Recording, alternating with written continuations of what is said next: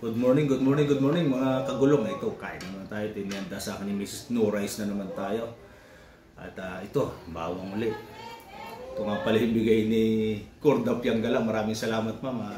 Binigyan mo ako ng ganito. Ayan, salamat.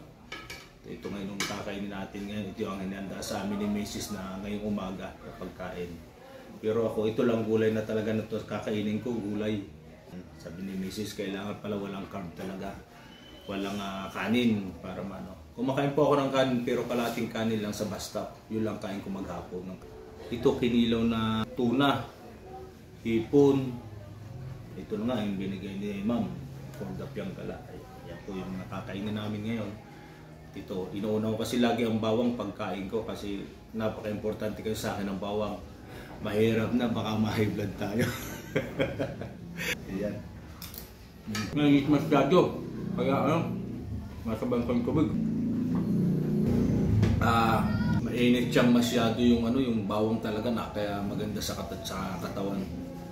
Kasi alam naman natin na ang bawang yan antibiotic. Ngayon ito po uli ang kakainin ko. Gulay, walang kamatayang gulay. Malunggay at saka alugbate. Ang ginagawa ko naman po dito, inuulaman ko naman itong mga kung anong may sipang kong ulam dito. Yan, kagaya nito. Basta ang importante, no rice. Pero yung tiyan ko hindi pa masyadong lumiliit kasi umpisa pa lang naman ako. Sinishare ko lang po ito baka sakaling makatulong. Ang sarap. Tuna. Sarap pa ng alugbate. Yung may sabaw, sinigang ng hipon. Ayun, yung nga pala sabaw na sinigang na hipon. Ayan. Ito po yung bigay ni Kanta Kaalim. Ayan.